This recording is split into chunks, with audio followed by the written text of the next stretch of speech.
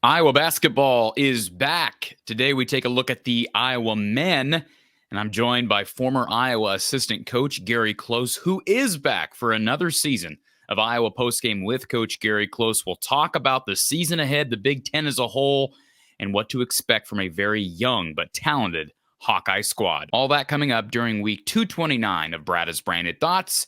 This is from the Hawkeye of the Storm, our 2023-2024 Iowa men's basketball season preview show.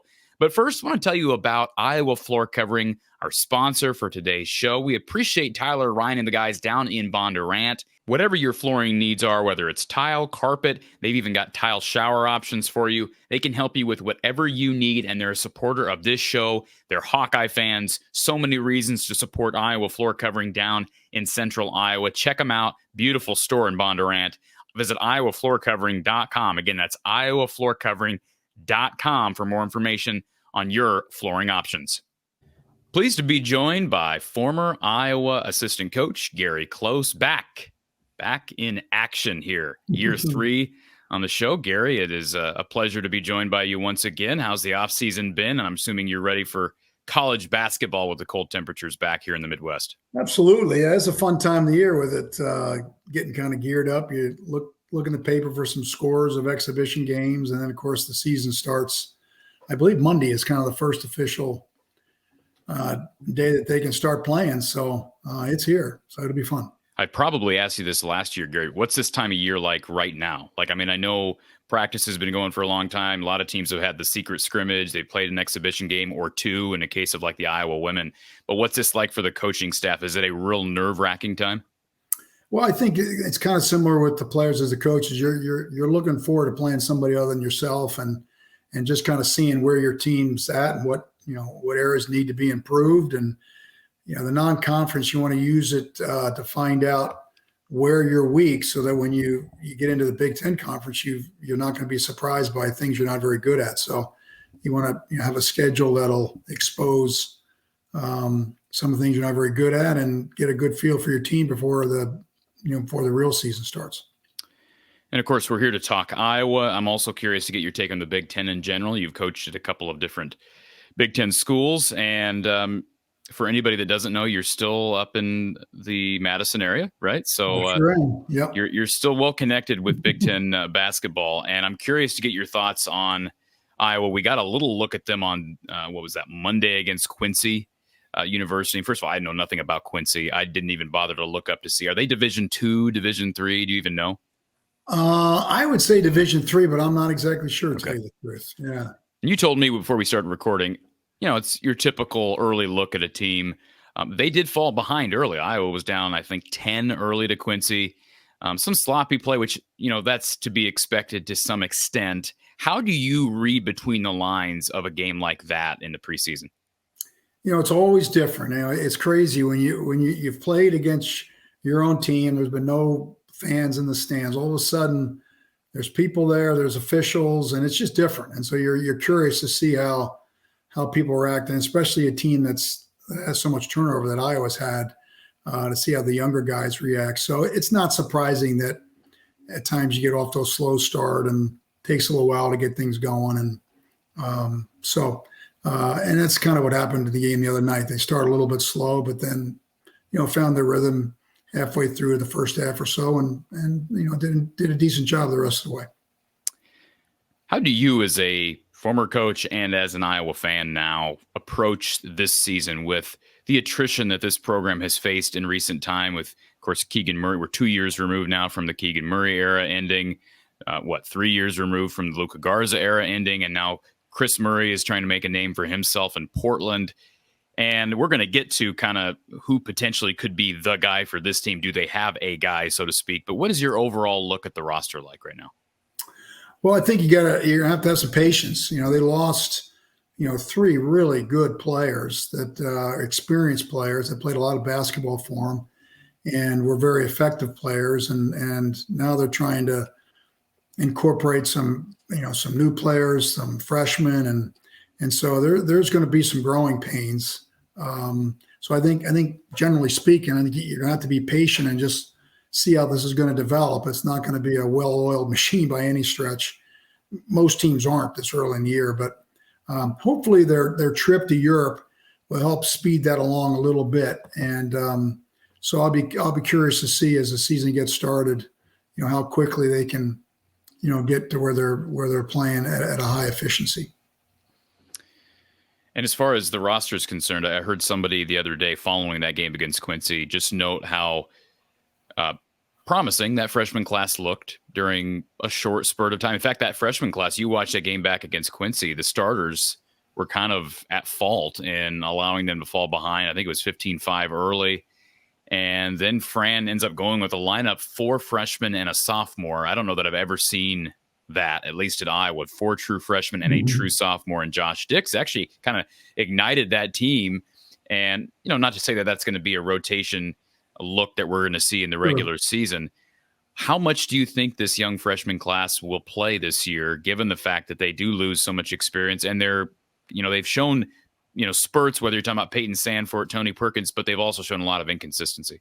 Yeah, I think some of them have to. I think just from a number standpoint, they just don't have the depth from an experience standpoint with all that they've lost. So, and I think that's going to be the interesting thing to watch, is to see how these freshmen come along and who can handle it and who keeps improving. And then some will probably fall by the wayside just because they're young and inexperienced and still trying to find themselves. So, but some of them are going to have to play, and that's where these games coming up are going to be really important to see how they handle it and how they react to, college basketball. Who has an opportunity, if anybody, Gary, in your eyes, to be the guy? I mean, I think the easy way to look at this is, well, Tony Perkins is an upperclassman. He has shown flashes. He showed a few flashes on Monday in the mid-range. He showed some big flashes, not part of his offensive skill set last year in the Big Ten Conference. But again, he's been up and down, has not proven yet. And here we are, year 3 for Tony Perkins. He's not proven yet to be able to consistently make three-point shots, which is so important to the game now. Peyton Sandfort, on the other hand, has the size. There's more hype probably with him preseason, but he shot 34% from 3, which is supposed to be his calling card. Shot that in 2022. Who's the guy this year for Iowa? I don't know. That's just being honest. I think the 2 that you mentioned are where you would start. And I think that's the beauty of watching, especially early, is who's going to emerge. And you've seen stories in all kinds of programs where, kids come out of the woodwork, so to speak, and really come on. And whether that's going to happen with this team or not, I don't know. I think it's going to be more by committee, at least in the beginning. And not to say you can't win that way, you can. But we're just going to have to sit back and kind of wait and see what happens. I think the 2 you mentioned are probably the 2 where you would start because they've had the most experience. But who knows? It could be somebody else. It's crazy how this game works sometimes. And of course, one guy I didn't mention is Patrick McCaffrey. The only reason I didn't mention Patrick is he has had ups and downs with health. Of course, he sat out some time last year to kind of deal with some mental health issues that he was facing. And of course, boy, they could really use his length and athleticism. That's one comment that I also heard following the game from former Division I player. He made the comment that, look, they don't really have a ton of athleticism now that the Murray twins are gone. Who's the best athlete on the team? Is it a Tony Perkins? Maybe it's Patrick. Mm-hmm. They went big, and this can kind of lead us into what I kind of wanted to ask you about as it relates to recruiting. They did take more swings. It feels like we have this conversation every year, Gary, that Fran swings big, not only in the recruiting trail, but in the transfer portal, went after a couple more bigs with size, with athleticism, with rebounding prowess, a couple guys who were known for their physicality inside, their ability to defend, shot block.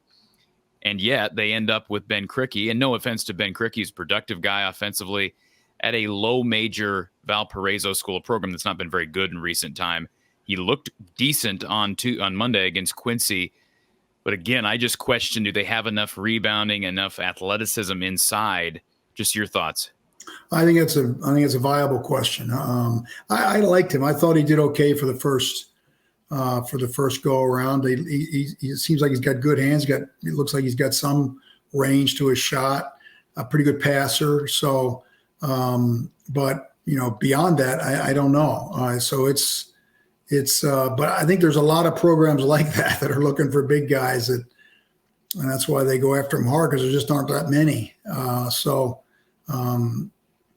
Time will tell. But I thought he did a pretty nice job for the He reminded me a lot of Phillip, and Iowa won a lot of games with a guy like that. So we'll see. I mean, he's experienced. He's played a lot of college basketball, so I think he's got a chance to contribute. And Cricky had 14 points on Monday, 7 boards. Iowa did out-rebound Quincy 46-33, so I guess did what you need to do against a team that you absolutely should dominate on the glass every time, I would say. I was watching the game, Gary, and I'm thinking, okay, they're rebounding the ball well. There were some examples of their guards crashing the glass, and I wanted to ask you specifically about that. I know some of this goes into how you're coaching defense and how you recover on a fast break, etc. If you're in a situation maybe where you don't have as much size and athleticism, Cricky is not known to be a great rebounder. Does Fran start emphasizing his guards crashing the glass more often, or is that something that is more matchup based? He might, like you said, then you run the risk of hurting your transition defense. I think where the rebounding becomes even more important is on the defensive end because you just don't want to give up second and third shots. Then you have a tendency to get into foul trouble and things like that. So I think where that becomes real important, and that's where they got to be fundamentally sound and good nose for the ball is where you can really get hurt is on the defensive boards. Offensively, if they get some, that's great, but it's on the defensive end where they've really got to work hard because that can really cost you some games. I'm going to ask you a question. I'm going to blindside you here, Gary. No. I want you to. We'll keep it as clean as possible. So Patrick McCaffrey, tell me what you think his career rebounding average is. And keep in mind, he's entering year 4. What do you think his career rebounding average per game is? 4.5. 3.2. That is not good. Any way you slice it for a 6'8" athletic, when I understand his game's maybe not your typical, he's very unorthodox in a lot of things he does. But that's one thing I remember last year, several points in the season. You got to get better rebounding from a guy like Patrick. And again, one game, this is not a recap of Iowa versus Quincy, but Patrick McCaffrey, 3 rebounds in 23 minutes. You just got to get more out of him, don't you? I think so, and hopefully it will. I mean, he spends a lot of time on the perimeter, and that's right. That's not where you're going to get a lot of rebounds. So, and he's been on teams that have had guys that are good inside rebounders for the most part. So he really hasn't had to. But I agree. I think this year, much like we've talked about, I think a lot of this stuff's going to be by committee, and you're going to need guys to pick up their output to compensate for what they've lost through graduation. And, of course, my biggest question as it relates to rebounding and obviously defense was in the front court, in the front court. Ben Cricky, Patrick McCaffrey, etc. Evan Bronze didn't play a lot on Monday. He was a guy transferring from Belmont, was an Iowa City native. He had you read into the stats from Belmont, he had a better per 40 rebounding average, much better than Ben Cricky. He didn't play much on Monday. Is that a sign of things to come? We'll find out. If he's not going to give you much on the offensive end, Fran's probably not going to play him, to be quite frank, just how Fran operates. So Cricky's going to need to be physical. I was impressed. He drew 7 fouls. Cricky did on the offensive end. That's a good number. Well, they did a good job of getting the free throw. I think they shot 40 free throws or something. And so they should against a team like that. But that's showing good awareness in terms of, not just settling for threes and trying to get more balanced offensive attacks. So, yeah, he draws 7 means, he's going to contact and doing some things to draw fouls, and that's a good sign. And 7 boards. I thought he rebounded well again. Probably in 25 minutes or 24. Yep. Or less, 24-46. Yep. It's a pretty good line. 1 turnover, 2 assists, against 7 boards with 14 points for Ben Cricky. Was plus 15, is plus minus. I don't know. Do you care anything about the plus minus stat? A little bit. So, it's take it in there with everything else. But, if you see it repeating time and time again, then it might raise your eyebrows a little bit. He actually was plus 15 in this game, tied. best on the team, tied only with freshman Laji Dembele, who didn't give them much as it relates to offense. But he did chip in 14 minutes of play, had a couple of blocks, and he is maybe their best athlete, not named Tony Perkins or Patrick. I'm curious if you have, I know, little glimpse of him, and there's not a lot of tape out there from Laji Dembele. He's maybe the unsung true freshman on this team. Did you see any flashes on Monday that made you think he looked athletic? I just don't know if he's skilled enough to get a lot of minutes with the way they play, but we'll have to wait and see. So the kid I liked was Sanford. I mean, that kid Price. Sanford. Yeah, he can shoot it. Yes, he can. He had no hesitation. I think he's got a chance to get some good minutes. He looked good.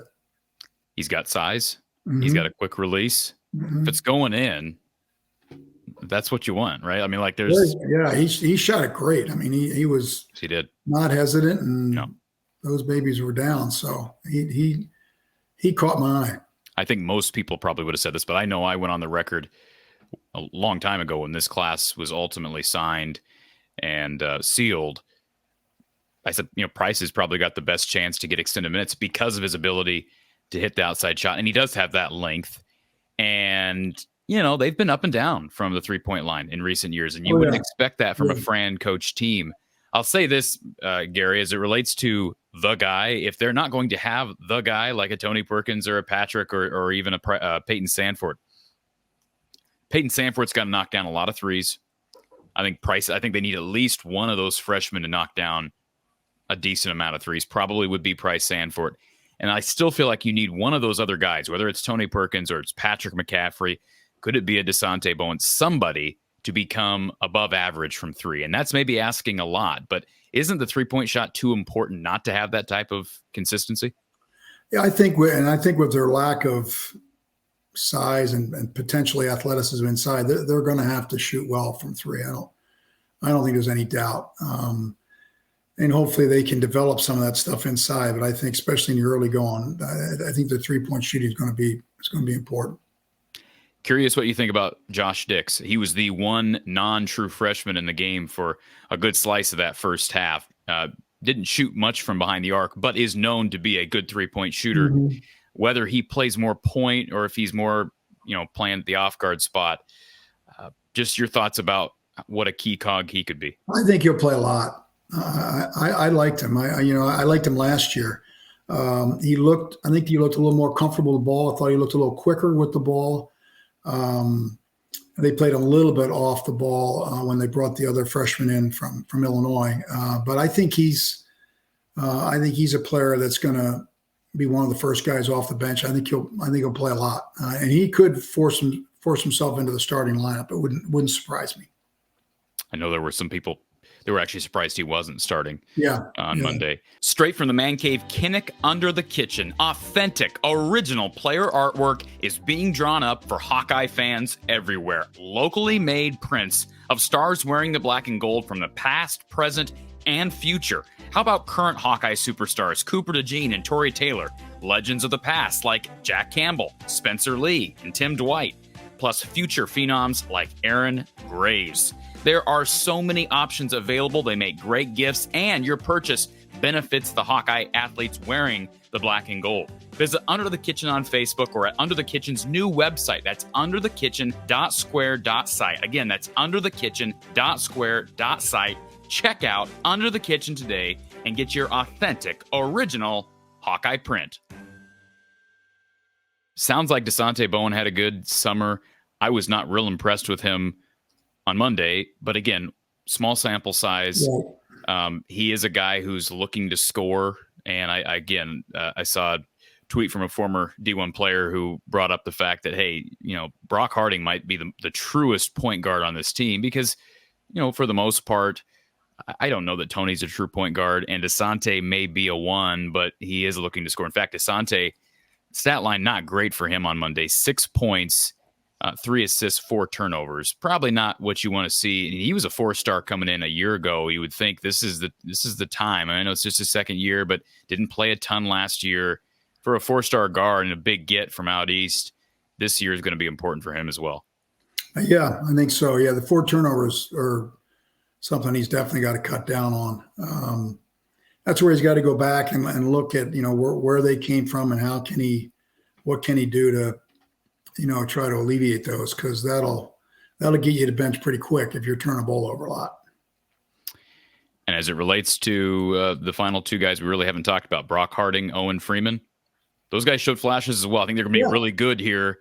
I just question how integral can they be in year one? Well, it's hard to tell how freshmen are going to react. I mean, it's until they actually, get a chance to do it and prove it. It's a question mark. But I think both of them have some potential. So I think that freshman class looks like it's got a chance to be pretty good.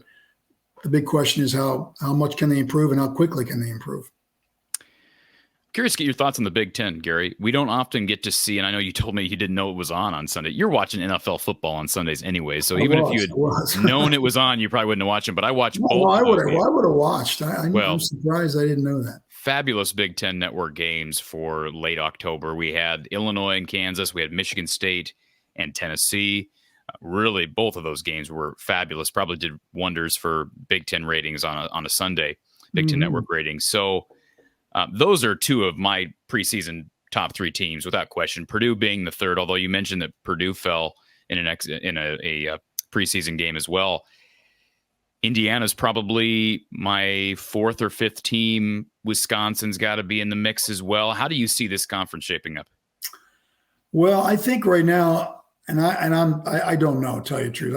I'm gonna have to watch and see what's going on, and I really haven't analyzed, what players are coming back, what players are lost. I know a lot of teams lost some really good players, and so and I don't know the freshman classes very well. I know Michigan State's got some great freshmen and things like that. But then again, you never know how they're going to react to their first time playing college basketball. I think Michigan State and Purdue probably are right now the clear favorites.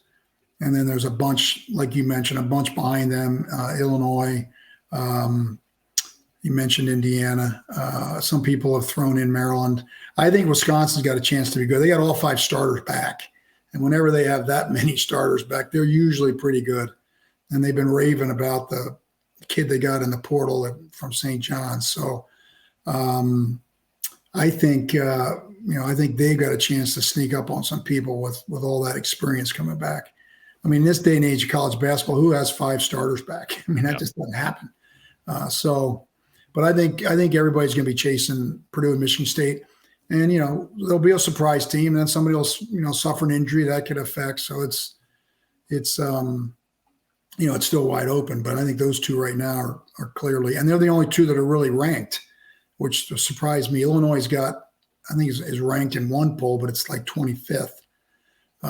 So to have only 2 or 3 teams in the Big Ten ranked at the beginning of the year, I'd like to know when the last time that happened. So. But that, it's preseason. I mean, who knows? That'll change as the season goes on. But looks like there's a lot of teams behind those two that where it's pretty wide open. Give me a dark horse team. I've got mine, by the way. I would say Wisconsin. That's who I would say. I think with those 5 guys back, I know they did not have a very good year last year, but with those 5 guys back and I think they've got a chance for somebody that's not ranked, and I don't know if I've seen any Big Ten polls. My guess is they'll be 6th or 7th in a preseason poll, maybe a little bit above that. I don't know if they'll win the Big Ten, but I think they'll have a much better year than they had last year.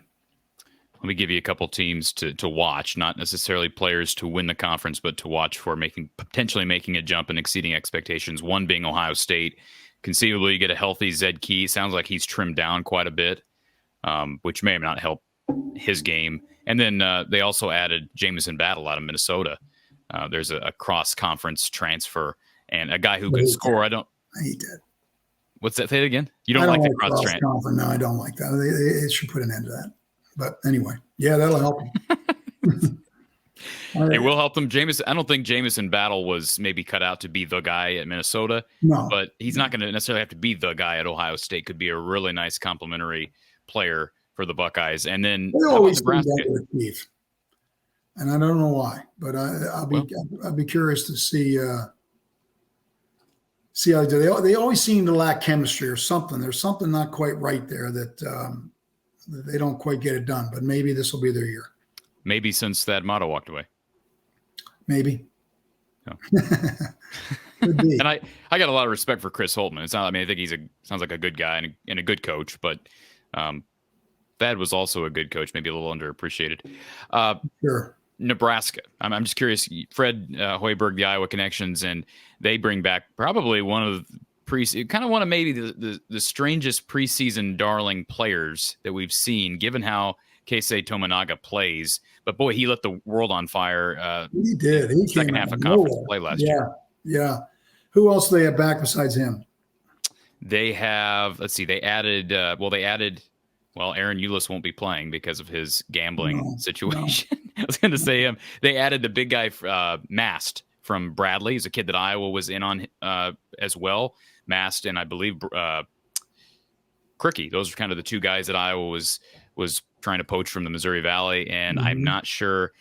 Maybe Aaron Eulis is playing. I should have probably known that before we started recording here. But have we heard anything official? Have you heard anything official on his eligibility? I don't have any idea. No. Okay. So, but again, at least Mast, they bring back Tominaga, and Fred has obviously got a reputation for understanding how to add guys that maybe unsung heroes and throwing them into the mix quickly. And they have shown flashes over the past 2 years at times. Of course, beat Iowa, right, in the season finale at home in Carver last year and hurt Iowa's seeding in the Big Ten tournament. So it should be a fascinating Big Ten conference. I think you're going to maybe see more of a top-heavy league than normal. Now, maybe you're right, Wisconsin or maybe in Indiana or maybe in Ohio State emerges. But I think you've got a clear top three right now in Purdue, Illinois, and Michigan State. And I'm curious, maybe final thoughts, and we can move on from the Big Ten Conference as a whole. What are your thoughts on Michigan? They obviously kind of took a step back last year. Jawan Howard situation's intriguing. Yeah. I think there's a big question mark there. They lost Dickinson, and I think, and they lost, his son. So, I don't know what they have coming back, but I would say they've got work to do. I want to ask you about recruiting, Gary. I know this is a preseason show, so we're locked in. We're actually recording this, ironically enough, on November the 1st, and but I want to ask you about recruiting because the landscape has changed so much. We talked about it a year ago at this time, but it continues to evolve. NIL continues to dominate the college football, especially the portal, it seems like, primarily. And there's no getting around this fact. Fran McCaffrey has struggled to land the big names in the transfer portal, but he's added good pieces. You think about a Philip Rebracha. You think about, obviously, this year looks like Ben Cricky's going to be a guy that they can rely on. And they've had some success at the mid-major level. How would you attack, if you were still coaching Big Ten level basketball, how would you attack recruiting, the offseason portal, NIL, all that? I don't know, Corey. I mean, it is so different, and I really don't have a grasp of what's going on. Obviously, you've got to be really up to date on everything, watch what's going on. You got to deal with NIL and where all that fits in terms of what the player wants and is looking for. And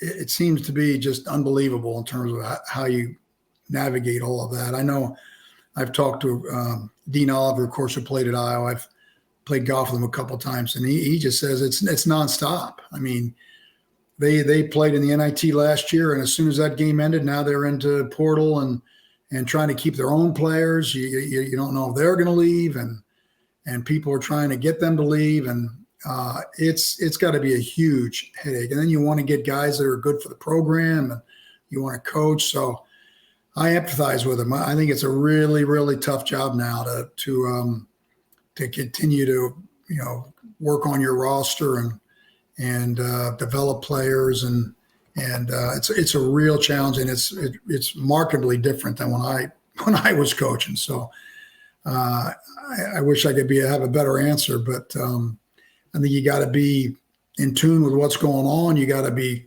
close to what's going on with your team, and that's where you got to start. Hopefully everybody's coming back that you want to come back, and then where do you fill it in? And and then you throw in the high school recruiting. It's a tough job right now, and I think it's going to drive some coaches out of the profession. I think they'll just say, "This is enough. I don't want to deal with it anymore," and that's kind of sad.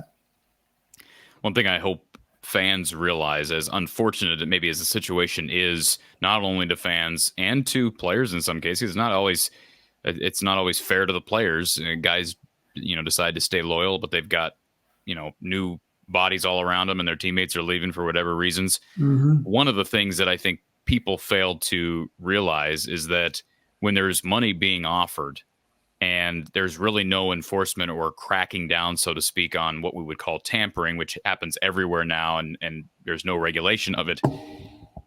I go back to, as sad as it is, you can't blame a kid, especially kids that are maybe from a poor background. But guys, school's offering you $500,000 to go across the country and play somewhere warmer, Gary. What would you do in that situation?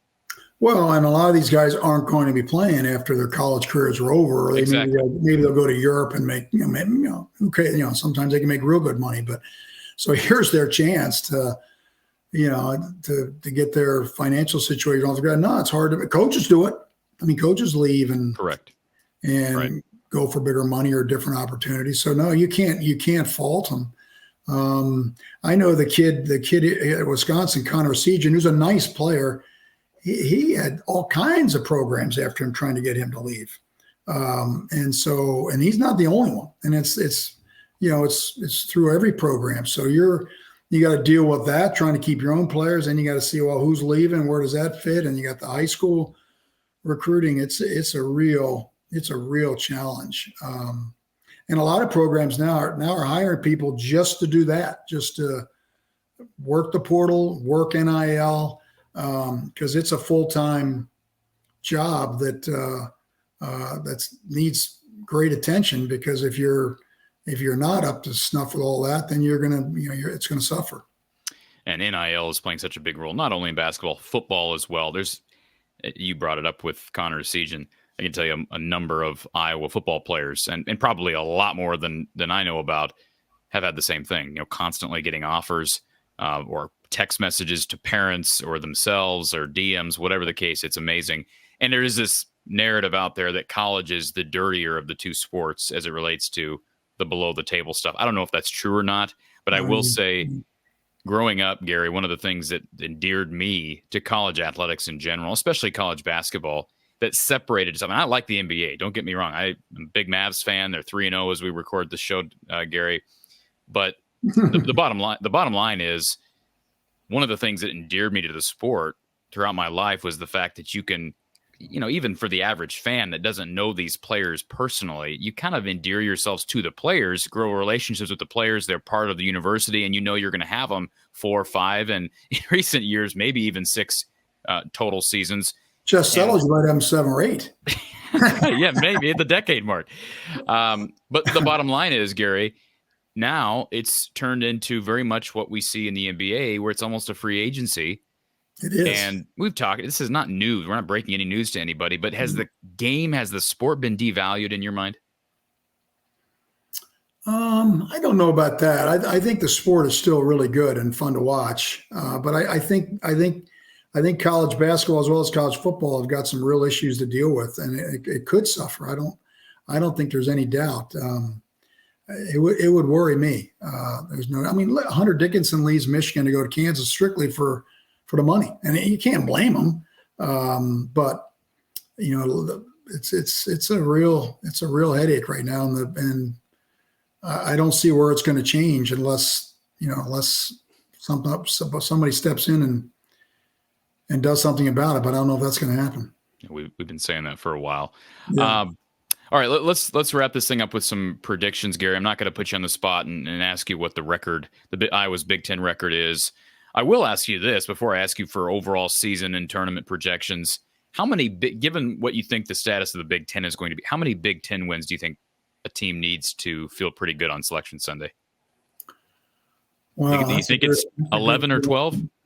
Could be, yeah. I think it depends on. It's so early. I mean, as we mentioned earlier, there's only 3 teams in the Big Ten ranked in the top 25. 2 are in the top 4, and then one's 25th. And so you would think that would hurt the league a little bit, but it's early. I mean, there's a lot of, for instance, Wisconsin's got Marquette at home and has got Tennessee at home. They win those 2 games, they're going to be right up the rankings just like that. Now those are 2 challenges, but they're tough to beat at home, so it'll change. I would say, I'd say you better get 12, 11 or 12 with a 20-game season. I'd say that's probably where I'd start. It might be a little less, it might be a little more, depending on how the league does. For the record, that 25th ranked team did knock off the number 1 team in the country on Sunday in an exhibition. But I think both teams, I watched that game, both teams played hard. It didn't feel like an exhibition. I'll say that. When I saw the score, I went, wow, that's, because I had not seen anything about Illinois that, I saw they weren't ranked other than the 25th. So who's back? Is Shannon back for Illinois? Shannon's back. Yeah, he's a big time player. Yeah, he played really well. Danger's back. He's kind of developed as well. Yeah. But they're kind of like you brought up Ohio State, maybe have underachieved a little bit with some of the talent they've had. They've certainly had some pro guys and haven't really made a run in March. And I know it's hard to win in the NCAA tournament. But I guess that kind of brings me to my next question, Gary. Do you think this Iowa team is an NCAA tournament contender? Well, I think the jury's still out now. I think there's some teams you could probably say, yeah, they're a lock or close to a lock. I think Iowa's right on the bubble, so to speak. And that's okay. I mean, when you lose as many players as they've lost, that's understandable, and there's many young guys coming in. So the good news playing in this league is you got a lot of opportunities to improve your resume. And I haven't looked at their non-conference schedule real close. I know they do play Creighton, and obviously that would be a huge win, but I don't have many on that schedule or games that can help them out. But they've got a chance. I think right now they're probably on the bubble looking in, but that can change in a hurry. Not the greatest non-conference schedule. I mean, Fran has done a nice job in certain years. I mean, he's always talked about building a non-conference schedule based on what he thinks his team's going to look like. And I understand that to a point. They've got Creighton on the road. It's going to be a weird game, Gary. They play at like 9:30 at night over in Omaha. Over television or something, I guess. Wow. Yeah, it's a television. All this is television, right? Actually, excuse me, 9 o'clock p.m. Central Time on a Tuesday on FS1. So that will be a unique challenge. They'll get North Dakota, Alabama State first, and they get Arkansas State. Then they do go out to it for the inaugural Raddy's Children's and Invitational. They'll get Oklahoma out there, and then they'll get either Seton Hall or USC. So it could potentially a couple of challenging games, but you don't have a lot of room for error. The only other power, or I should say big-time non-conference game is at Iowa State, of course. And then you get North Florida, you get Florida A&M, UMBC, Northern Illinois. It's not a lot. And, the Creighton game is coming up here fast. We're recording this on the 1st. That game is on the 14th, so less than 2 weeks away. Yeah, that's right around the corner. Yeah. Well, that's understandable with as many new players as he's incorporating into the lineup and young players that are getting their first taste. You don't want to overwhelm them too quick, and yet you want to throw a few in there that'll let you find out a little bit about your team and kind of go from there. So that's understandable. I'm predicting that we may hear one or two relax comments from you on this year's show. You're going to have to be patient. Yeah, I say that. Yeah, we both understand that, but I'll be quite honest. I pride myself on being try to be objective as possible and honest.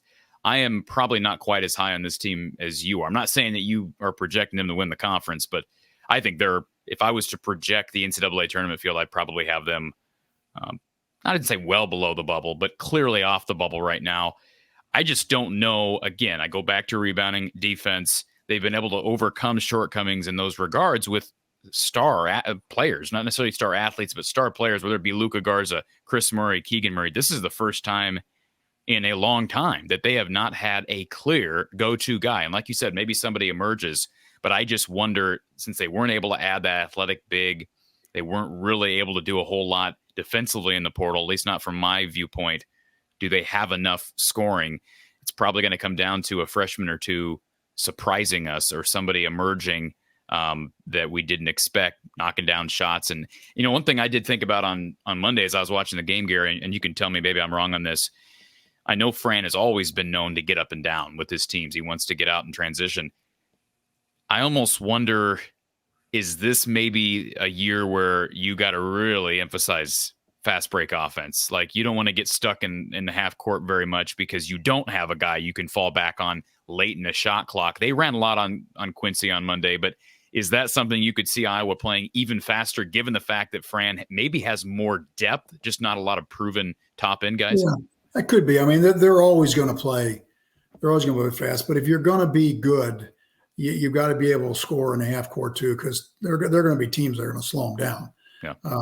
And so you're the best offensive teams can do it in a lot of different ways, in transition as well as in the half court. And that's what we got to watch and see as they develop. Is who are those players that are going to be able to shine in those kind of situations, and that's kind of the beauty of watching early in the year. I would say I think they've gone into almost every year with some questions, and I think the staff has done a good job of playing pretty solid winning basketball and gotten into the tournament, won a lot of games, and so until that doesn't happen, I give them the benefit of the doubt. This might be the biggest challenge they've had with what they've lost and how young they are, but it'll be fun to see. I mean, there could be some surprises there that'll put them in a different light. Maybe I'm blowing this out of proportion, but I made the comment earlier in the week, Gary. If Fran gets this team to the tournament, I think it's his greatest coaching job of his time at Iowa. I don't know what you would say. I don't know. That's maybe a cliche statement that people in the media make more often than from you as a former coach. But typically when you can kind of project a roster like this and make a statement like that. I just think that if they win, 12 Big Ten conference games, I'll be very pleasantly surprised, but very surprised because it's hard to win. It's been hard for Iowa to win more than 12 or 13 conference games with guys like Luka and guys like Keegan Murray. Mm-hmm. So we'll see. I think it's going to take a lot of coaching, and you get Matt Gaetens back for a second year. I know, see maybe his influence maybe his 3-point prowess. I brought this up a year ago. Maybe he's helped a guy like Tony Perkins to be better with his shot. He didn't look great Monday from behind the arc, but the 3-point shot's going to be important. We'll be joined by Coach Gary Close throughout the season. Gary, I appreciate you taking the time for another preseason show. It's fun to have college basketball back. It came at the right time because the weather in central Iowa, we went from 70 and golfing to 40 and snow flurries. Yeah, I know. Yeah, snow flurries and snow pants. It's here. Yeah, no doubt. It's right around the corner. How are your Eagles looking? The Eagles have looked well. They're not playing quite as well as I would like, but maybe they're just waiting to peak at the right time. They got a big one this Sunday night. This is Dallas week. It's a big week. Big week in the NFC East. Coach Gary Close, former Iowa coach and Wisconsin assistant coach Gary Close, will be joining me throughout the year for Iowa Postgame with Coach Gary Close. Gary, we look forward to a fun season, and we'll talk next time. Sounds good, Corey. I look forward to it.